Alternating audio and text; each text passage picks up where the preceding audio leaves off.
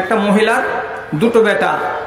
তো দুটো বেটা জীবনে কোনোদিন ওর মাকে বলে না, এ কথাটা বলে না যে আমাদের বাবাকে, কথাটা ওই দেশে নেই, উঠে গেল। কেন উঠে গেল? তো বলছে পহিলা নম্বর ছেলেকে ভর্তি করতে গেছে স্কুলে, তো স্কুলওয়ালাদের উপরে এটা সরকারি কানুন চাপানো আছে যে কোনো বাচ্চার বাবার নাম জিজ্ঞেস করতে পারা যাবে না এবং কাগজে লিখতে পারা যাবে না, তার মূল পরিচিতি হলো তার মা। মা বলল আমার ছেলে এটা, ছেলের নাম লিখে নিল, মায়ের নাম লিখে নিল, বাবার নাম নাই। বলছে বাবার নাম নাই কেন? সোজা সাপটা উত্তর হলো এটাই, এই মেয়ে ছেলেটি এই একটা পুরুষের সঙ্গে মিলন করেনি, এরা বিয়ে শাদীকে বিশ্বাস করে না, এরা কেমন জীবন কাটায় তো লিভ টুগেদার, যাকে ভালো লাগলো তার সঙ্গে 6 বছর থাকলাম, 6 মাস থাকলাম, 1 বছর থাকলাম, 1.5 বছর থাকলাম, ভালো লাগলো না ওর কাছ থেকে নিজেকে সরিয়ে নিলাম, এটার নাম হলো লিভ টুগেদার, মানে একসঙ্গে বাস করা। তাহলে বলছে এই ছেলেটার বাপকে, আমি কেমন করে বলবো এই ছেলেটার বাপকেই? আমি যখন এই ছেলেটাকে পেটে ধারণ করি তখন আমার মনে পড়ছে আমি কমসে কম 10টা নৌজওয়ান ছেলের সঙ্গে সহবাস করেছি। এখন কার বীর্য থেকে এই বাচ্চাটা পয়দা হলো আমি বলতে তো পারবো না, এই জন্য আমি বাচ্চার বাবার নাম হরগিজ মুখে আনতে পারবো না। যখন বাচ্চার বাপের নাম মুখে উচ্চারণ হলো না, তাহলে এবার আপনি বলুন দাদা খুঁজে পাওয়া যাবে? আরে বাপ নাই তো দাদা পাওয়া যাবে? যাবে না। যেখানে দাদা পাওয়া গেল না তো দাদি খুঁজে পাওয়া যাবে? যাবে না। যেখানে বাপ খুঁজে পাওয়া গেল না তো ফুফু খুঁজে পাওয়া যাবে? যাবে না। সেই দেশের সমাজ ব্যবস্থা ধর্ম কাঁদিয়া মরে, জ্ঞান পাপিয়েরা পাইনি কো দিশা, নয়তো না ফরমান। জ্ঞান পাপিয়েরা পাইনি কো দিশা, নয়তো না ফরমান। গুনাহের গ্লানি দাও গো মুছায়ে, করে তোলো মহিয়ান, করে তোলো মহিয়ান। মানুষের হাতে বিপন্ন না হয় আর মানুষের স্বাধীনতা, বেহাল ধরণীতে স্বর্গ গড়ে দাও তুমি হে দয়ালু দাতা, তুমি হে দয়ালু দাতা। তাগুতের মুখে ছাই পড়ে যাক, তাগুতের মুখে ছাই পড়ে যাক, দূর হোক শয়তান। গুনাহের গ্লানি দাও গো মুছায়ে, করে তোলো মহিয়ান, করে তোলো মহিয়ান। শ্রদ্ধেয় সভাপতি সাহেব, সমবেত এই গ্রামের তথা পার্শ্ববর্তী অন্যান্য গ্রাম থেকে মাদ্রাসার একগাদা ভালোবাসাকে বুকে নিয়ে ও ইমানি জজবাকে সাথে নিয়ে উপস্থিত বিভিন্ন শ্রেণীর আমার প্রাণের ভাই ও বন্ধুগণ, তথা মজলিস থেকে আড়ালে অনতি দূরে স্ক্রিনের সামনে বসে থাকা আমার আদরের মাতা ও ভগ্নীগণ, আল্লাহ তাআলার অশেষ শুকরিয়া আদায় করছি যে মহান আল্লাহ রাব্বুল আলামিন অল্প কিছুদিনের ব্যবধানকে ঘুচিয়ে দিয়ে পুনর্বার আপনাদের সামনে এসে মুখোমুখি হয়ে 2-4টি কথা বলার সুযোগ করে দিয়েছেন, ঠিক হতে পেরেছেন এবং একই মুহূর্তে আপনি কিছু দান করে এবং কিছু ওলামায়ে কেরামের ভাষণ শুনে নিজের আমল ইমানকে সমৃদ্ধ করে এবং বাড়ি থেকে এসেছেন কষ্ট করে, ফিরে যাবেন কষ্ট করে, এই দিক দিয়ে আপনি কয়েক রকমের ফজিলত এবং কয়েক রকমের স্বভাব অর্জন করার সৌভাগ্য অর্জন করেছেন। অতএব আমরা আল্লাহ রাব্বুল আলামিনের দরবারে উভয় পক্ষ একটুখানি কৃতজ্ঞতা জ্ঞাপন করব, তার নামাক হালালি করব। মুহাব্বতের ভাষা দিয়ে নামাক হালালি করা হয়, তো আমি যদি বলি তো আপনারা আমার সাথে বলতে পারেন আলহামদুলিল্লাহ। তারপরে তার আখেরি রাসূল রাহমাতুল্লিল আলামিন বিপ্লবী জননেতা জানাবে মুহাম্মাদুর রাসূলুল্লাহ সাল্লাল্লাহু আলাইহি ওয়াসাল্লামের উপর শত সহস্র দরুদ ও সালাম নাযিল হোক। আল্লাহুম্মা সাল্লি আলাই, আল্লাহুম্মা বারিক আলাই। বন্ধুগণ,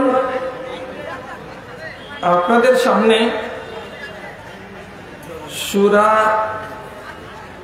মায়েদা থেকে প্রথমে একটি আয়াত পড়েছি। সেই আয়াতটিকে আলোচনার বিষয়বস্তু স্থির করে আমি আমার কথা আপনাদের সামনে পেশ করছি। ইসলামকে আল্লাহ রাব্বুল আলামিন নিয়ামত বলেছেন। নিয়ামত মানে হলো কি? আল্লাহর অবদান। যেই জিনিসটা আমাকে সুখী করে, আমাকে সমৃদ্ধ করে, আমাকে আমার ইহলৌকিক জীবনে যাবতীয় রকমের শান্তি দেয় এবং পরলৌকিক জীবনে আমাকে শান্তি দেবে বলে অঙ্গীকার করে রেখেছে, সেটাই হলো আল্লাহর নিয়ামত। হঠাৎ করে চেঁচাতে লাগলো কেন মাইকটা? এর আগে তো ঠিকই চলছিল, আবার চেঁচাচ্ছে কেন? দেখো তো, আওয়াজটা যেন খুব বেশি জোরে হয়ে গেছে একেবারে। তাহলে যারা পৃথিবীতে ঈমানদার, তারা আল্লাহ রাব্বুল আলামিনের একটা বিশাল বড় নিয়ামতের ভাগীদার। আর যাদের কাছে এই ঈমান নামের সম্পত্তিটা নেই, তারা বঞ্চিত, তারা জহমতে ডুবে আছে, তারা লাঞ্ছনা গঞ্জনার মধ্যে ডুবে আছে। তাদের এই জীবনটা লাঞ্ছিত জীবন, এবং আগামী দিনে যে অনাগত ভবিষ্যতে একটা জীবন আসবে, সে জীবনটাও তাদের জন্য লাঞ্ছিত। তাহলে একটু চিন্তা করে দেখুন তো, ভাবুন তো, যে যারা আল্লাহর নিয়ামতকে পেয়ে সমৃদ্ধ হয়েছে তারা দুনিয়াতে কতটি বা কারা, আর যারা এই নিয়ামত থেকে বঞ্চিত থেকে গেছে তারা কারা এবং তাদের সংখ্যা কত। ইসলামকে আল্লাহ রাব্বুল আলামিন নিয়ামত বললেন। স্পষ্ট কোরআন মাজিদে রব্বুল আলামিন বলছেন যে এই মুসলমান, তোমরা জাহান্নামের কিনারাতে খাড়া হয়েছিলে, আর যদি কিছুদিন দেরি করতেন আল্লাহ রাব্বুল আলামিন কোরআন পাঠাতে এবং নবী পাঠাতে, তাহলে তোমরা এই দেশের লোক অর্থাৎ আরবের লোক লক্ষ লক্ষ কোটি কোটি মানুষ তোমরা জাহান্নামে নিমজ্জিত হতে। আল্লাহ এই কথাটাকে আমাকে আপনাকে স্মরণ করবার জন্য বলছেন কি, উযকুরু নি'মাতাল্লাহি আলাইকুম ইয কুনতুম আ'দাআ ফাআল্লাফা বাইনা কুলুবিকুম ফাআসবাহতুম বিনি'মাতিহি ইখওয়ানা। আল্লাহর সেই নিয়ামতকে স্মরণ করো, আল্লাহর সেই অবদানকে স্মরণ করো, যেই নিয়ামতটা তোমরা হাতে পেয়েছো। কার মারফতে? তো আখেরি নবী রাহমাতুল আলামিন জনাবে মুহাম্মাদুর রাসূলুল্লাহ সাল্লাল্লাহু আলাইহি সাল্লামের মারফতে এই জিনিসটাকে তোমরা স্মরণ করো। যখনই নবীজি এই নিয়ামতে ইসলামকে দুনিয়াতে নিয়ে এলেন, আর এটাকে তোমরা যখন কবুল করে নিলে, তখন তোমরা জাহান্নামের আগুন থেকে বেঁচে গেলে। তোমাদের দুনিয়ার জীবনের লাঞ্ছিত জীবনটা এবং তোমাদের জীবনের যত গ্লানি ছিল, নোংরামি ছিল, অসভ্যতা ছিল, বর্বরতা ছিল, সব দূরীভূত হলো। তোমরা দুনিয়ার মাটিতে একটা সভ্য জাতি হিসাবে আত্মপ্রকাশ করলে। তোমরা এই দুনিয়ার মাটিতে ইজ্জতওয়ালা জাতি হিসাবে নিজেদেরকে প্রতিষ্ঠিত করতে পারলে। তোমরা সম্ভ্রান্ত জাতি হিসাবে আল্লাহ রাব্বুল আলামিন তোমাদেরকে নিশ্চিত করে দিলেন। কার দৌলতে? ঈমানের দৌলতে, ইসলামের দৌলতে। এই জন্য রব্বুল আলামিন বলছেন এটা হলো তোমাদের জন্য নিয়ামত, এটা হলো আমার দান। এখন এটাকে যদি আপনি নিয়ামত বলে না মানেন, আপনাকে কার মুখ দিয়ে কার ভাষা দিয়ে বুঝাবো? তাহলে উদাহরণে আপনাকে বলছি, অস্ট্রেলিয়ার একজন কম্পিউটারের মাস্টার, 26 বছর বয়স, এক নওজওয়ান খ্রিস্টান। সে একজন ইমাম সাহেবের সামনে আরজি জানালো যে আমি যদি ইসলাম ধর্মকে গ্রহণ করি তাহলে আমাকে কি কি করতে হবে। 1, 2 নম্বর, ইসলামটাকে জানবো আমি কি করে, ভালো মন্দের বিচার আমাকে করতে হবে। তো উনি হায়দ্রাবাদের লোক ছিলেন, তাকে একখানা ইংরেজিতে কোরআন মাজিদ দিয়ে বললেন যে আপনি এটাকে আপনার ভাষা ইংরেজিতে পড়েন। বেচারি একটানা 6 মাস থেকে 10 মাস পর্যন্ত কোরআন মাজিদকে স্টাডি করলো। শেষের বেলায় ওই মৌলানার হাতে এই খ্রিস্টান নওজওয়ান কম্পিউটার সায়েন্স নিয়ে লেখাপড়া করা ছেলে, কোটিপতির আওলাদ, কোটি কোটি ডলারের মালিক, ইসলাম কবুল করলো। তার দেশের সরকার তাকে বলল যে এরে বেকুব বুদ্ধু, তুই যে ধর্ম নিয়ে চলেছিস তার মেজরিটি আছে অস্ট্রেলিয়াতে, সারা পৃথিবীতেও মেজরিটি, কাদের? তো খ্রিস্টানদের। আর এমন মেজরিটির দিনকে ছেড়ে দিয়ে তুই কার কথাতে পড়লি? পড়ে একজন আতঙ্কবাদী, নাউজুবিল্লাহ, নবী মুহাম্মদকে বলা হচ্ছে কি যে আতঙ্কবাদী। একজন আতঙ্কবাদীর কথা তুই মেনে নিয়ে নিজেকে মুসলমান বলতে গেলি কেন? উনি তখন একটা 8 পাতার পমফ্লেট লিখলেন, একটা প্রতিবেদন লিখলেন, আমি কেন ইসলাম কবুল করলাম। ইসলাম ডাকাতদেরকে ধরে ধরে ইমানদার বানাই, মানুষ বানাই। ইসলাম মূর্খদেরকে ধরে ধরে শিক্ষিত বানাই। ইসলাম অসভ্য জাতিকে, যাদের ভেতরে সভ্যতা নেই, যাদের ভেতরে তাহজিব নেই, যাদের ভেতরে তামাদ্দুন নেই, যাদের ভেতরে ভদ্রতা নাই, এমন অভদ্র মানুষগুলোকে, এমন অসভ্য মানুষগুলোকে, এমন বর্বর মানুষগুলোকে সমাজের মূল স্রোতে নিয়ে এসে তাদেরকে সভ্য বানাই, তাদেরকে শরীফ বানাই, তাদেরকে ভদ্র বানাই। আমি এই জন্য ইসলাম কবুল করেছি। তাহলে ইসলাম অসভ্য মানুষকে সভ্য বানাই, অভদ্রকে ভদ্র বানাই, এবং যাদের ভেতরে তাহজিব তামাদ্দুন নেই তাদেরকে মুহাজ্জাব ও শরীফ ইনসান তৈরি করে। আমি এটা দেখেছি, আর দেখার পরে আমি ইসলামকে কবুল করেছি। এখন তার কথাটা কতখানি সত্য আর কতখানি মিথ্যা, আমি একজন মৌলভী সাহেব হিসাবে বা আমরা যারা মৌলানা নিজেদেরকে বলি, তারা সমাজের সামনে তো প্রমাণ করতে হবে যে কথাটা ঠিকই বলেছেন তিনি। আরবের যেদিন ইসলাম আসে এবং নবী হিসাবে নিজেকে নবী মুহাম্মদ সাল্লাল্লাহু আলাইহি সাল্লাম আত্মপ্রকাশ করেন, তার আগের যুগটাকে কি যুগ বলা হয় আপনারা তো সবাই জানেন। ওই যুগটাকে কিসের যুগ বলা হয়? জাহেলিয়াতের যুগ, বলে না? তো মানুষগুলোকে জাহেলিয়াতের যুগ বলে কেন যুগটাকে আখ্যায়িত করা হলো, এবং মানুষগুলোকে মূর্খদের যুগ আর মূর্খ কেন বলা হলো? এটা তো জানারই কথা।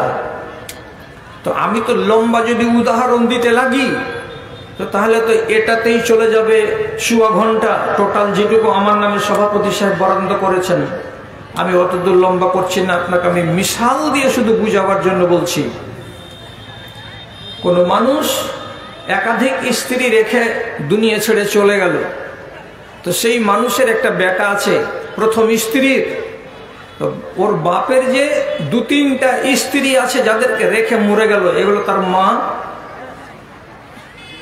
এই মাগুলোর ভেতরে যেই মায়ের পেট থেকে এই ছেলেটা পয়দা হয়েছে, ওই মাটাকে বাদ দিয়ে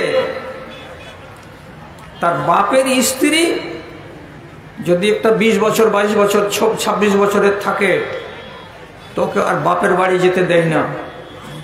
কি বলে, এতদিন তুমি আমার বাপের স্ত্রী ছিলে, এই বাড়িটাতে তুমি ইজ্জতের সঙ্গে ছিলে, বাপ মরে গেল তার জন্য বেইজ্জত হয়ে তুমি অনাথ অসহায় হয়ে কোথায় চলে যাবে? তোমাকে অনাথ হতে দেওয়া হবে না, তোমাকে বেওয়া হতে দেওয়া হবে না।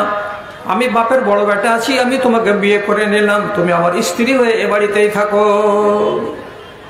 4টা লোক আওয়াজ করেন, এটা ভদ্রতা না অভদ্রতা? সংগ্রামপুরের লোক আওয়াজ করেন। বাপের স্ত্রীকে বিয়ে করে নিচ্ছে যে ছেলেটা, এটাকে আপনি কি ভদ্রতা বলতে পারবেন? কোনদিনই না। এত চরম নোংরামি আর এত চরম অভদ্রতা আর কি হতে পারে? এরা করেছে, এরা করেছে।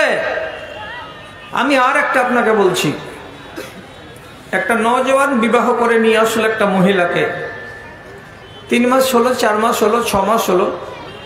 হঠাৎ নিজের স্ত্রীকে একদিন বলছে,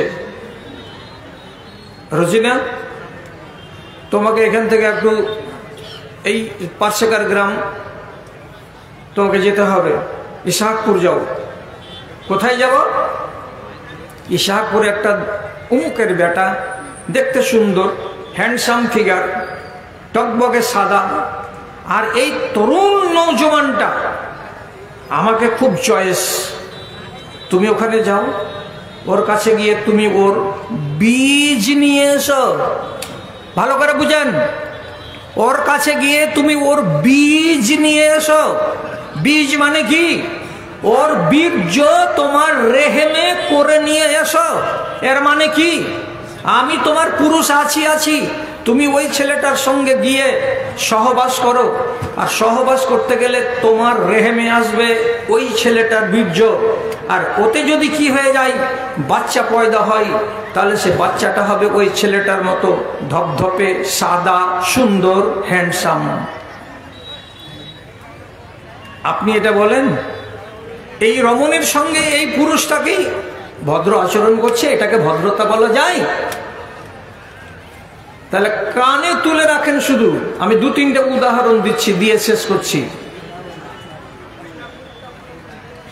একটা নারী যদি ঋতুবতী হয়েছে, রাত্রি 10টার সময় যদি তার স্বামী জানতে পেরেছে, বেইজ্জত করে বিছানা থেকে ঘাড় ধাক্কা দিয়ে তাকে জমিনে নামিয়ে দিয়েছে, গালমন্দ করেছে, এবং তার সঙ্গে আর খানা খায়নি, যে 4 দিন তার ঋতু হবে, তার হাতের ছোঁয়া কোনো জিনিস নেয়নি, যে 4 দিন তার মাসিক থাকবে, ওই মহিলার হাত থেকে 1 গ্লাস পানি নেয়নি, তাকে বিছানায় শোবার জায়গা দেয়নি, তাহলে যে স্ত্রীটা না হতে গেলে একটা স্বামীর দিন যাবে না, রাত যাবে না, তার ঋতু হয়েছে বলে মেয়ে ছেলেটি এত খারাপ হয়ে গেল যে তাকে এইভাবে পরিত্যক্তা করে দিয়ে তাকে অমানুষের মতো করে এইভাবে ফেলে রেখে দেওয়া হবে? আপনি বলুন, এটা তারা ভদ্র আচরণ করেছে? সবই এগুলো হয়েছিল। আপনাকে 50টা উদাহরণ দেব। যখন এক এক করে এইগুলো সব ঘটনাকে আল্লাহর কোরআন রদ করে দিল, মেয়ে ছেলেকে জিন্দা কবর দিতে পাবে না, আয়াত নাযিল, তারা এর প্রতি সমর্থন জ্ঞাপন করে তারা একটা দিক দিয়ে তো ভালো হলো। তারপরে চলুন, আবার আল্লাহ রাব্বুল আলামিন আরেক জায়গাতে বলছেন, ওয়ালা তানকিহু মা নাকাহা আবাউকুম, আক্রান্ত ছিল, তারা নিজেদেরকে সেখান থেকে সরিয়ে নিয়ে চলে আসলো। তো কমসে কম যারা এই রোগে আক্রান্ত ছিল, অসভ্যতার জালে ঘেরা পড়েছিল, তারা তো সে অন্ধকার থেকে বেরিয়ে আসতে পারলো। আবার দেখুন, সূরা বাকারার ভেতরে আল্লাহ রাব্বুল আলামিন বলছেন, ইয়াসআলুনাকা আনিল মাহিজ কুল হুয়া আযান ফাতাজিলুন নিসা। এই মানুষেরা, তোমাদের চরিত্রটা কি? তোমাদের বাড়িতে যদি তোমাদের বিবিরা ঋতুবতী হয়েছে তো তাদেরকে বেইজ্জত করে তোমরা ছাপের খাট থেকে নামিয়ে দিয়েছো, তার হাতের পানি নাওনি, তার হাতের খানা নাওনি, তার হাতের সেবা নাওনি, তাকে রান্নাঘরে যেতে দাওনি, তার হাতের পানি নাওনি। এমন আচরণ করাটা একেবারে অমানবিক কাজ, কাজে এমনটা তোমরা করবে না। আল্লাহ রাব্বুল আলামিন সূরা বাকারার আয়াত দ্বারাই দুনিয়ার মানুষকে বললেন এটা আদমের মেয়েদের কপালে লিখে দেওয়া গেছে। পৃথিবীতে যত নারী জন্মগ্রহণ করবে সবারই নসিবে আল্লাহ রাব্বুল আলামিন মাসিক হওয়াটাকে লিখে দিয়েছেন। আর মাসিক যদি না হয় তো কোনো নারীর পেটে বাচ্চা পয়দা হবে না। মাসিকের রক্তকে চুষে তুমি দুনিয়াতে এসেছো, মাসিকের রক্তকে মায়ের পেটে নাড়ি দিয়ে খেয়ে খেয়ে আমি দুনিয়াতে এসেছি। মাসিকের রক্তকে নারীর পেটে মায়ের পেটে নারীর রাস্তা দিয়ে খেয়ে খেয়ে খেয়ে খেয়ে সারা দুনিয়াতে যত নবী এবং পয়গম্বর এসেছেন সবাই এসেছেন। কাজে এইটাকে দোষের কথা তোমরা বলিও না। মাসিক হওয়াটা খারাপ কথা নয়, মাসিক হয়ে যেতে গেলে কোনো নারী একেবারে জিল্লতিতে পড়ে যায় না। কাজে এখান থেকে তোমরা নিজেকে সরিয়ে না।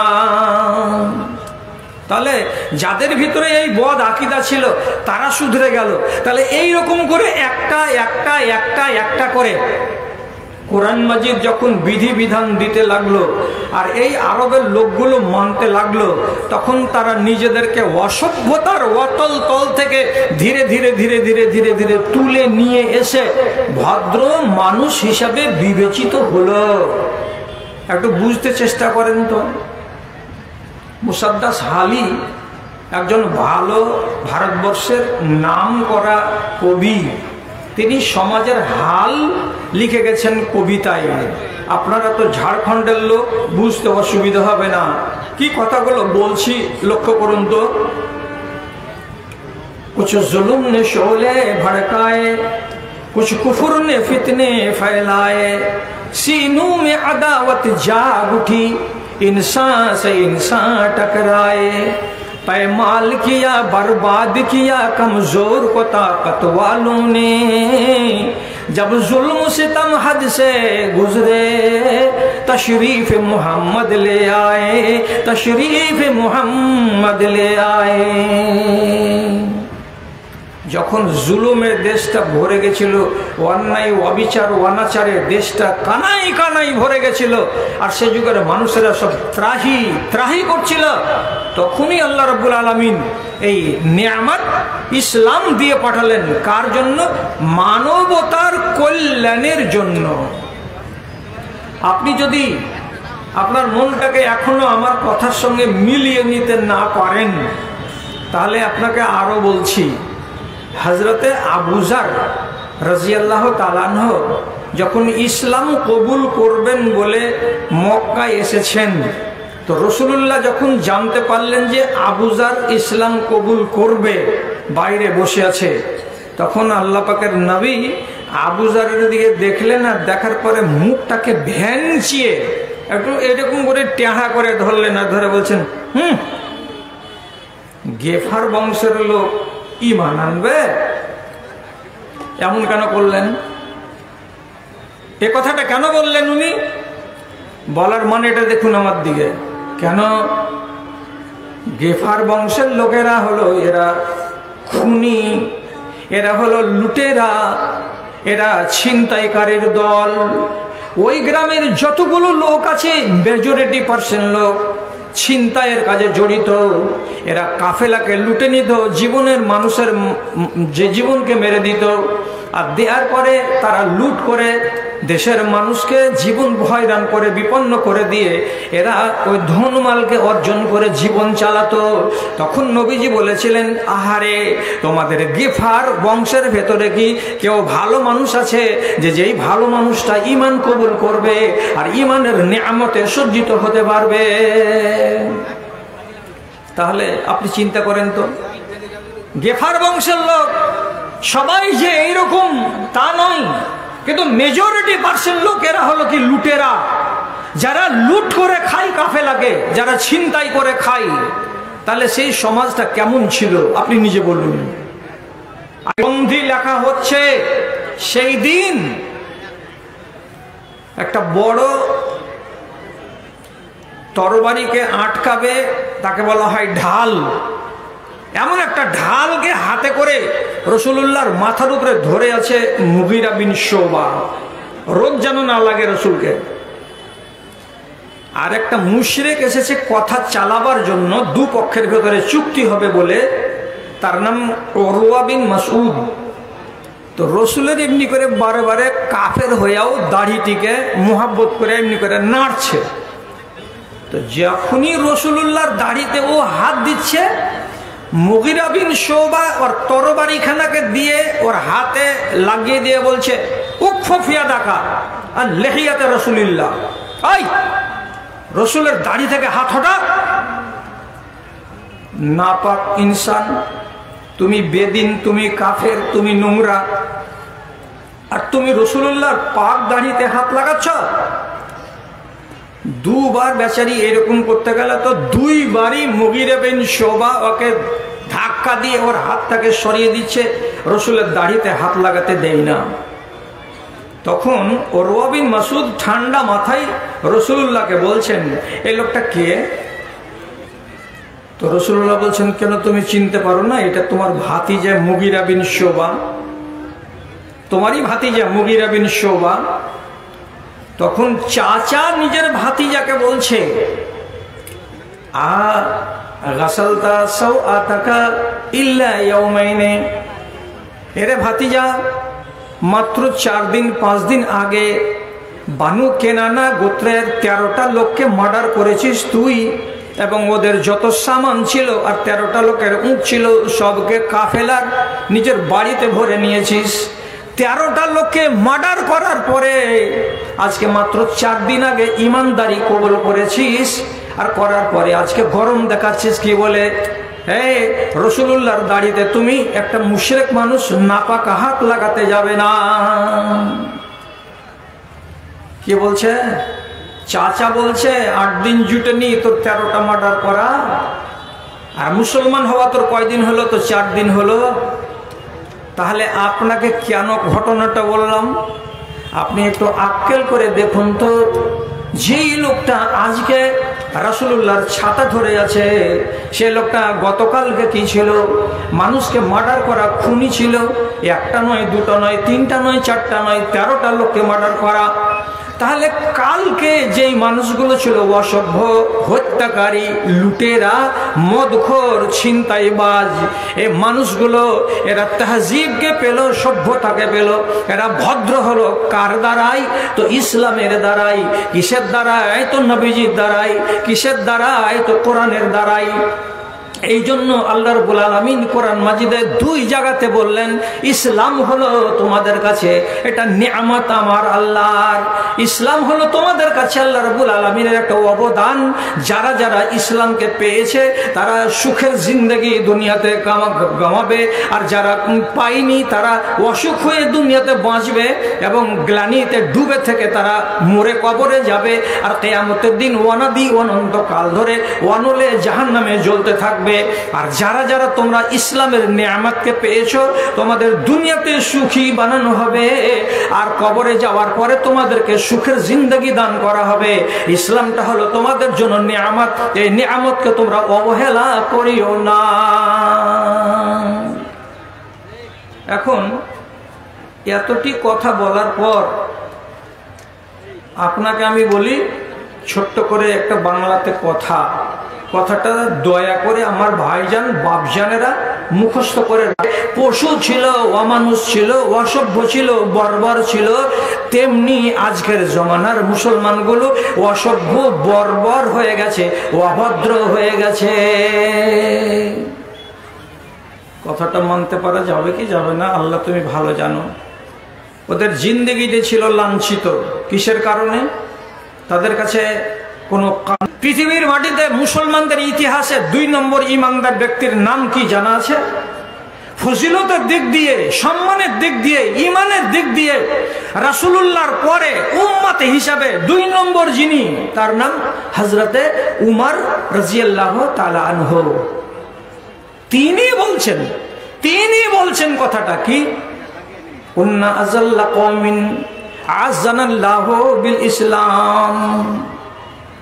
দুনিয়ার মানুষ শুনে রাখো, তার কথাটাকে সোনার কালি দিয়ে যদি লেখা যায় তো লেখা যাবে। তিনি বলেছেন, আমরা ছিলাম ছোট লোকের বাচ্চা, আমরা ছিলাম লাঞ্ছিত জাতি, আমাদের মতো ঘৃণিত জাতি আল্লাহর দুনিয়ায় কেউ ছিল না। আমরা যতগুলো অন্যায় করেছি, যতগুলো অবিচার করেছি, যার ফলে আমাদের কাছে ইজ্জত বলে কোনো জিনিস ছিল না। আমরা ছিলাম একেবারে দুনিয়ার ঘাটিয়া ইনসান।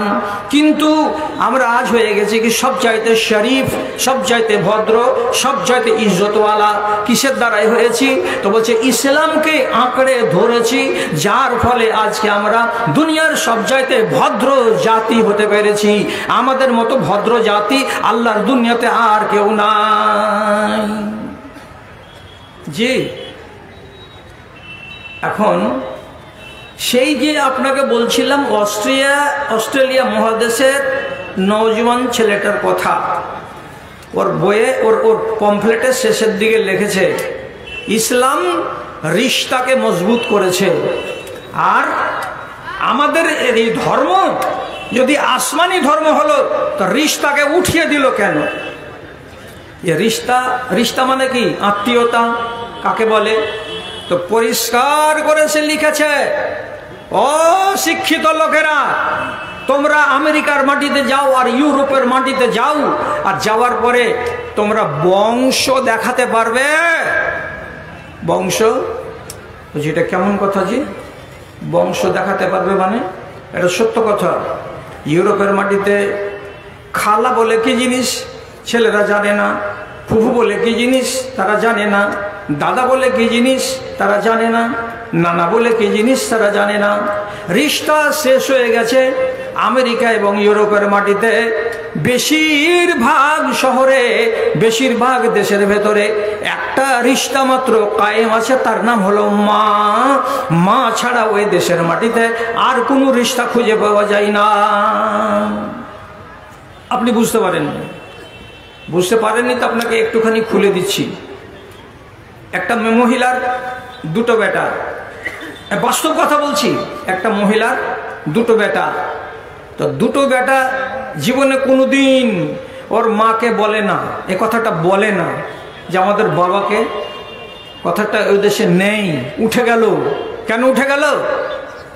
তো বলছে পহিলা নম্বর ছেলেকে ভর্তি করতে গেছে স্কুলে, তো স্কুলওয়ালাদের উপরে এটা সরকারি কানুন চাপানো আছে যে কোনো বাচ্চার বাবার নাম জিজ্ঞেস করতে পারা যাবে না এবং কাগজে লিখতে পারা যাবে না, তার মূল পরিচিতি হলো তার মা। মা বলল আমার ছেলে এটা, ছেলের নাম লিখে নিল, মায়ের নাম লিখে নিল, বাবার নাম নাই। বলছে বাবার নাম নাই কেন? সোজা সাপটা উত্তর হলো এটাই, এই মেয়ে ছেলেটি এই একটা পুরুষের সঙ্গে মিলন করেনি, এরা বিয়ে শাদীকে বিশ্বাস করে না, এরা কেমন জীবন কাটায় তো লিভ টুগেদার। যাকে ভালো লাগলো তার সঙ্গে 6 বছর থাকলাম, 6 মাস থাকলাম, 1 বছর থাকলাম, 1.5 বছর থাকলাম, ভালো লাগলো না ওর কাছ থেকে নিজেকে সরিয়ে নিলাম। এটার নাম হলো লিভ টুগেদার, মানে একসঙ্গে বাস করা। তাহলে বলছে এই ছেলেটার বাপকে, তা আমি কেমন করে বলবো এই ছেলেটার বাপকেই? আমি যখন এই ছেলেটাকে পেটে ধারণ করি তখন আমার মনে পড়ছে আমি কমসে কম 10টা নওজোয়ান ছেলের সঙ্গে সহবাস করেছি। এখন কার বীর্য থেকে এই বাচ্চাটা পয়দা হলো আমি বলতে তো পারবো না, এই জন্য আমি বাচ্চার বাবার নাম হরগিজ মুখে আনতে পারবো না। যখন বাচ্চার বাপের নাম মুখে উচ্চারণ হলো না, তাহলে এবার আপনি বলুন দাদা খুঁজে পাওয়া যাবে? আরে বাপ নাই তো দাদা পাওয়া যাবে? যাবে না। যেখানে দাদা পাওয়া গেল না তো দাদি খুঁজে পাওয়া যাবে? যাবে না। যেখানে বাপ খুঁজে পাওয়া গেল না তো ফুফু খুঁজে পাওয়া যাবে? যাবে না। সেই দেশের সমাজ ব্যবস্থা এমন হয়ে মাটিতে মিশে গেছে যে ওই সমাজ ব্যবস্থাটাকে সমাজ ব্যবস্থা বলা যায় না, ওটাকে জানোয়ারের রাজ বলতে হয়। ও বলেছে তার পমফ্লেটের ভেতরে সমাজ ব্যবস্থা যদি থাকে তাহলে আমি আমেরিকার এবং ইউরোপের লোককে বলছি, তোমরা যারা ভদ্রলোক, তোমাদের দেশের সমুদ্রের কিনারাতে যেগুলো বিচ বিচ আছে। বিচ মানে কি জানেন? বিচ মানে সমুদ্রের কিনারাতে বালুর চর পড়ে আছে, আর যেখানে সমুদ্রের ঢেউ এসে বারবার আছাড় খায় আর ওদিকে আবার ফিরে ফিরে চলে যায়। সমুদ্রের বিচে যাও, আর বিচে গিয়ে দেখো কত কত কত ছেলে, কত কত মেয়ে একদম উলঙ্গ হয়ে উলঙ্গ হয়ে উলঙ্গ হয়ে বালুর চরের উপরে পড়ে পড়ে আছে। মেয়ে ছেলেরা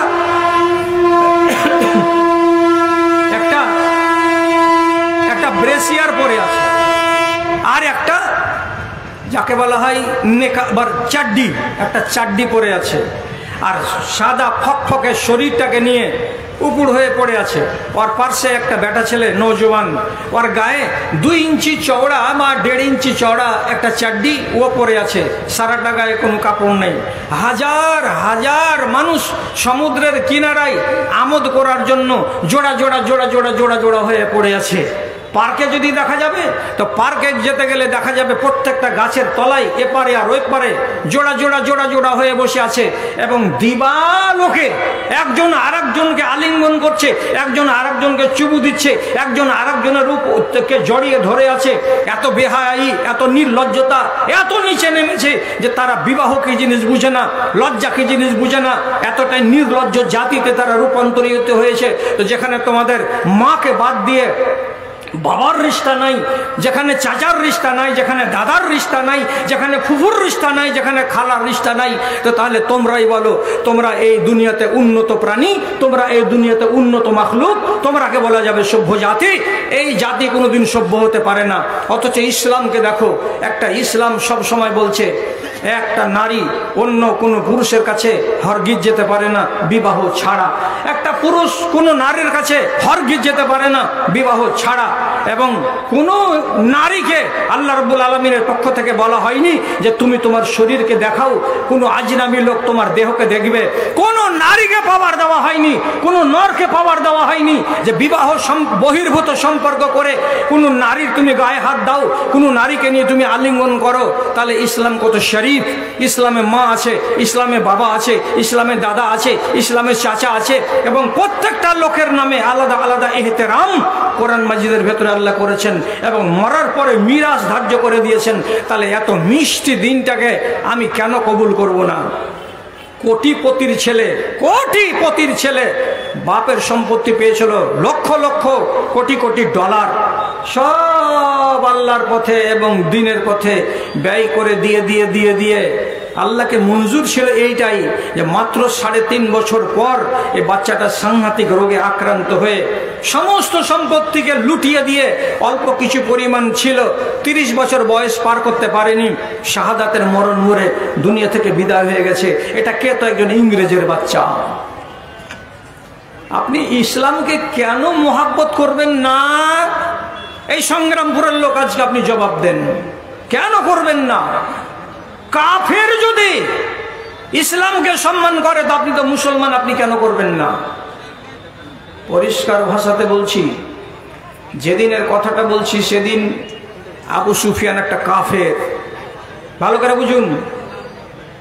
খুবাইব বলে এক সাহাবীকে শুলিতে চড়িয়েছে মক্কার হারাম শরীফের বাইরে।